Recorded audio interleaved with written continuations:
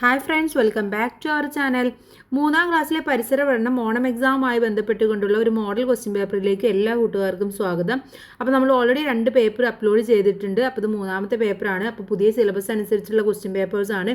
അപ്പോൾ എല്ലാ കൂട്ടുകാരും ക്വസ്റ്റ്യൻ പേപ്പേഴ്സ് ഒന്ന് കാണുക. അപ്പോൾ നിങ്ങൾക്ക് മനസ്സിലാവും എന്തൊക്കെ ക്വസ്റ്റ്യൻസ് ആണ് വരുന്നത്, ഏതൊക്കെയാണ് ഇമ്പോർട്ടൻ്റ് ആയിട്ടുള്ളത് എന്നുള്ളത്. ഓക്കെ, അപ്പോൾ ഇവിടെ 1ാമത്തെ പ്രവർത്തനം ഉത്തരം കണ്ടെത്താം എന്ന പ്രവർത്തനമാണ്. നീലഗിരി കുന്നുകൾക്ക് ആ പേര് വരാൻ കാരണം ഡേഷ് സസ്യമാണ്. നീലാമരി, നീലക്കുറിഞ്ഞി, നീലത്താമര, നീലക്കോളാമ്പി. എന്തുകൊണ്ടായിരുന്നു? നീലക്കുറിഞ്ഞി ഉള്ളത് കൊണ്ടാണ്. അപ്പോൾ അവിടെ ആൻസർ എന്ന് പറയുന്നത് നീലക്കുറിഞ്ഞി. ഇതാണ് ശരിയായിട്ടുള്ള ഉത്തരം. ഇനി ബി, വളഞ്ഞു നീണ്ട കൊക്കുകൾ, കൂർത്ത നഖങ്ങൾ, അപാരമായ കാഴ്ചശക്തി. ഈ സവിശേഷതകൾ ആരുടേതാണ്? കാക്ക, പരുന്ത്, കൊറ്റി, തത്ത. ആർക്കാണ്? അപാരമായ കാഴ്ചശക്തി ഉള്ളത് പരുന്തിനാണ്. അപ്പോൾ ഉത്തരം എന്ന് പറയുന്നത് പരുന്ത്. ഇവിടെ എഴുതി കൊടുക്കുകയാണ് നിങ്ങൾ വേണ്ടത്. ഇനി 3ാമത്തേത്, ലോകത്തിലെ ഏറ്റവും വലിയ ജീവി. ആന, പെരുമ്പാമ്പ്, ജിറാഫ്, നീലത്തിമിംഗലം. എന്തായിരുന്നു? നീലത്തിമിംഗലമാണ് ലോകത്തിലെ തന്നെ ഏറ്റവും വലിയ ജീവിയായിട്ട് പറയുന്നത്. ഇനി ഡി, ഒറ്റയാനെ കണ്ടെത്തൂ. മാന്, പശു, പാമ്പ്, നായ. ഇതിൽ ഏതാണ് കൂട്ടുകാരെ ഒറ്റയാനെ?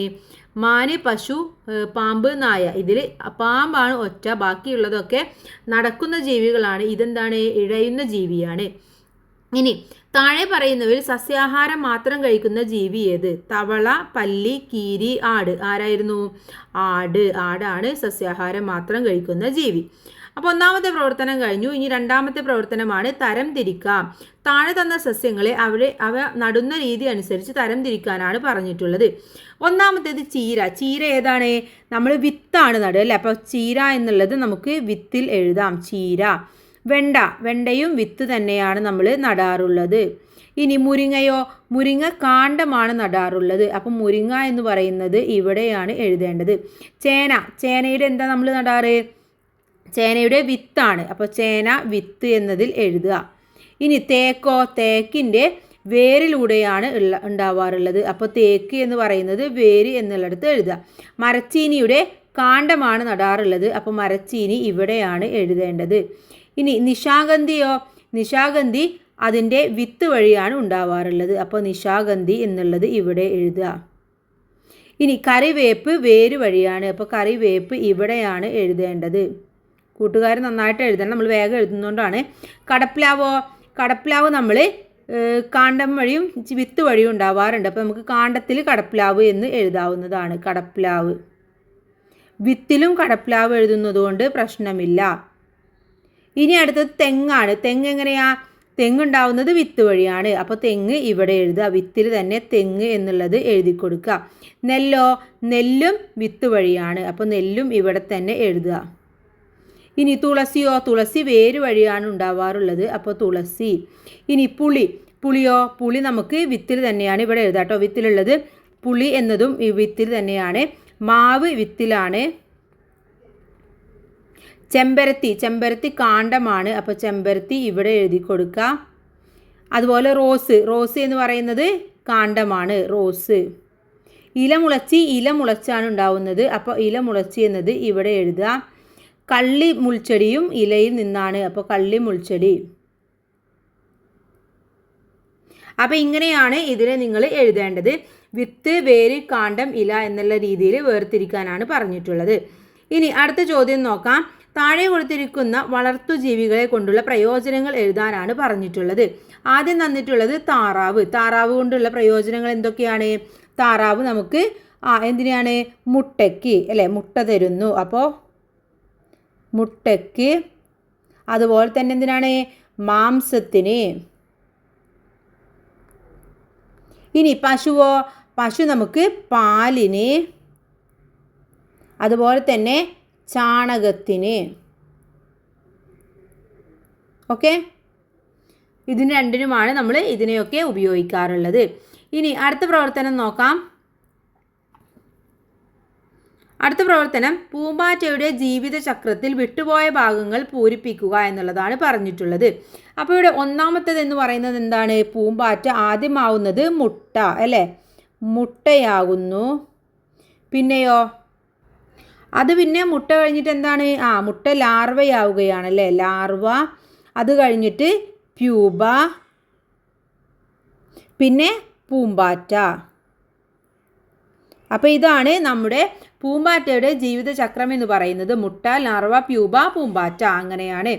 ഇനി അടുത്ത പ്രവർത്തനം ഞങ്ങളെ അറിയാമോ എന്നുള്ളതാണ്. ഇവിടെ ജീവികളെ തന്നിട്ടുണ്ട്, അതിൻ്റെ സഞ്ചാര രീതിയും ശരീരത്തിൻ്റെ സവിശേഷതകളും എഴുതാനാണ് പറഞ്ഞിട്ടുള്ളത്. അപ്പോൾ നമുക്കിവിടെ ഓരോ ജീവികളുടെയും അവരുടെ സഞ്ചാര രീതിയും ശരീരത്തിൻ്റെ സവിശേഷതകളും നോക്കാം. ഒന്നാമതായിട്ട് തന്നിട്ടുള്ളത് തവളയാണ്. തവളയുടെ സഞ്ചാര രീതി എന്ന് പറയുന്നത് എങ്ങനെയാണ്? ചാടി ചാടി നടക്കുന്ന സഞ്ചാര രീതിയാണല്ലേ. അതുപോലെ തന്നെ ശരീരത്തിൻ്റെ സവിശേഷത എന്ന് പറയുന്നത് അതിവേഗം പുറത്തേക്ക് നീട്ടാവുന്ന നാക്കാണ് അതിനുള്ളത്. ഇനി അടുത്തത് ഒച്ചാണ്. ഒച്ച എങ്ങനെയാണ്? ഇഴയുന്ന ജീവിയാണ്. അപ്പോൾ അവിടെ സഞ്ചാര രീതിയിൽ ഇഴയുന്നു എന്നെഴുതാം. അതുപോലെ ശരീരത്തിൻ്റെ പ്രത്യേകത എന്ന് പറയുന്നത് മെഴുക്ക് പോലുള്ള ഒരു ആവരണം അതിൻ്റെ ശരീരത്തിലുണ്ട്. ഇനി അടുത്തത് ആടാണ്. ആട് എങ്ങനെയുള്ളതാണ്? നടക്കുന്ന ജീവിയാണ്. പുല്ലുകൾ ചവച്ചരക്കാനുള്ള പല്ലുകളാണ് അതിൻ്റെ ഒരു സവിശേഷത എന്ന് പറയുന്നത്. ഇനി പരുന്ത് പറക്കുന്ന ജീവിയാണ്. വളഞ്ഞു കൂർത്ത നഖങ്ങളാണ് പരുന്തിന് ഉള്ളത്. ഇനി തിമിംഗലം, അതിൻ്റെ പ്രത്യേകത സഞ്ചാര രീതി എങ്ങനെയാണ്? നീന്തി വളരെ വേഗതയുള്ള ജീവിയാണ്. ഇനി വശങ്ങളിലും വാലിലും ചിറകുകളുള്ളതാണ് അതിൻ്റെ പ്രത്യേകത എന്ന് പറയുന്നത്. ഓക്കെ, അപ്പോൾ ഇങ്ങനെയാണ് ഇത് നിങ്ങൾ എഴുതേണ്ടത്. ഇനി അടുത്ത പ്രവർത്തനം സവിശേഷതകൾ എഴുതാം. സവിശേഷതകൾക്കനുസരിച്ച് സസ്യങ്ങളെ തരംതിരിക്കുന്നതിനെ പറ്റി വാഴയും മാവും ചെമ്പരത്തിയും എന്തൊക്കെയാണ് പറഞ്ഞിരിക്കുന്നത്? ഓരോ വിഭാഗത്തിലും കൂടുതൽ ഉദാഹരണങ്ങൾ എഴുതാനാണ് നമ്മളടുത്ത് പറഞ്ഞിട്ടുള്ളത്. ഓക്കെ, അപ്പോൾ ഇവിടെ തന്നിട്ടുള്ളത് ഒന്നാമത്തേത് മാവാണ്. മാവ് എന്ന് പറയുന്നത് ഏതിലാണ് വരുന്നത്? മരങ്ങളിലാണ് മാവ് വരുന്നത് അല്ലേ. മരങ്ങളിൽ വരുന്നതാണ്.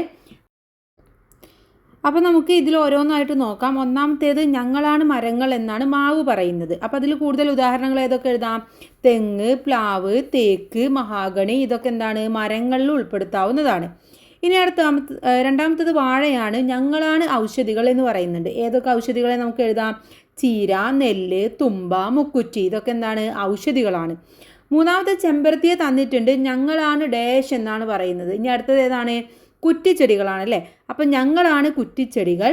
ഏതൊക്കെ എഴുതാം? റോസ്, കാപ്പി, തുളസി, തേയില, ഇതൊക്കെ കുറ്റിച്ചെടികൾക്ക് ഉദാഹരണങ്ങളാണ്. ഓക്കെ, ഇനി അടുത്തത് നോക്കൂ.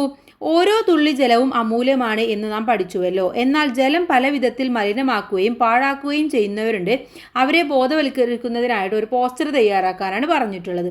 അപ്പോൾ പോസ്റ്റർ തയ്യാറാക്കുമ്പോൾ കൂട്ടുകാർ നല്ല ഭംഗിയുള്ള ചിത്രങ്ങൾ വരയ്ക്കുക. അതുപോലെ തന്നെ എന്ത് ചെയ്യണം? അതിലെന്തെങ്കിലും ഒന്ന് എഴുതണം. വെള്ളം പാഴാക്കരുത്, അത് അമൂല്യമാണ് എന്ന് പറഞ്ഞുകൊണ്ട് എന്തെങ്കിലും ചെറിയൊരു കോട്ട്സ് നിങ്ങൾ എഴുതി കൊടുക്കുക. അപ്പോൾ അത്രയുമാണ് ഈ ഒരു ക്വസ്റ്റ്യൻ പേപ്പർ എന്ന് പറയുന്നത്. വളരെ സിമ്പിളാണ്. നമ്മളെല്ലാ ക്വസ്റ്റ്യൻസും നോക്കി എല്ലാ ആൻസറും പറഞ്ഞു. അപ്പോൾ എല്ലാ കൂട്ടുകാരും നന്നായിട്ട് എക്സാം എഴുതുക. Thanks for watching.